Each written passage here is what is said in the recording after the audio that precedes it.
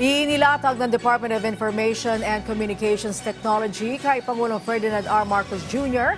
ang mga plano kung paano higit na mapapalakas ang seguridad ng bansa sa banta ng cyber attacks. Si Alan Francisco sa Sentro ng Balita, live. Angelique, nagpresenta ang DICT o ang Department of Information and Communications Technology kay Pangulong Ferdinand R. Marcos Jr.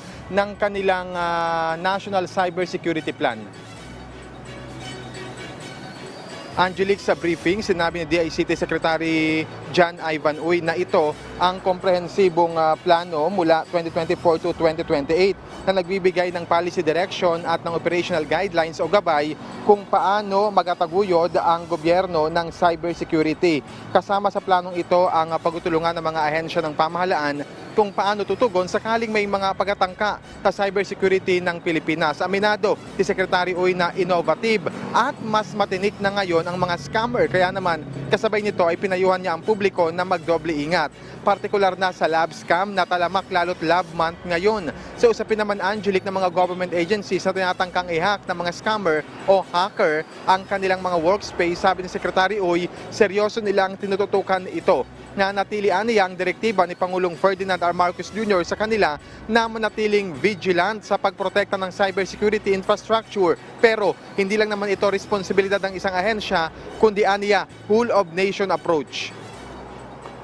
Since even before we came into office, we've been monitoring regular probing, regular threats coming from all sectors, from criminal organizations and many threat actors in the world. So we take those things very seriously, and we actually have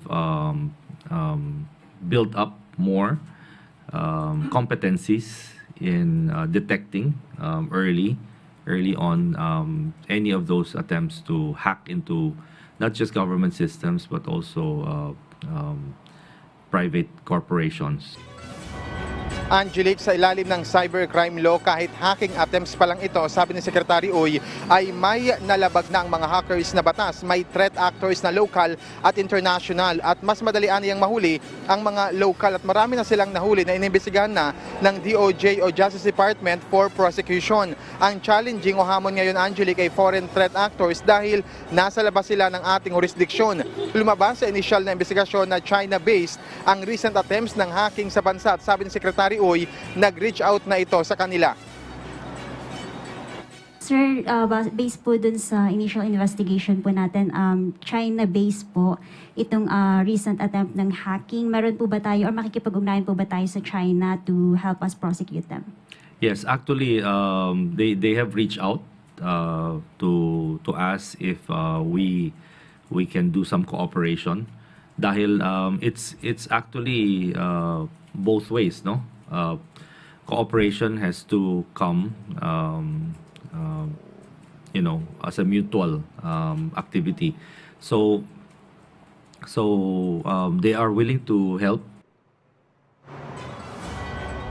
Angelique, mabanggit ko lang rin, tinanong din ng media si Secretary Uy kung bakit yung ilan nating mga kababayan ay nakatatanggap pa rin ng mga scam sa kanilang mga cellphone. Ang sabi ni Secretary Uy ay galing ito, umula ito sa mga social media app tulad ng Telegram, Messenger, kaya naman ay kipag-coordinate na sila sa National Telecommunications Commission o NTC para masawata ang mga ito.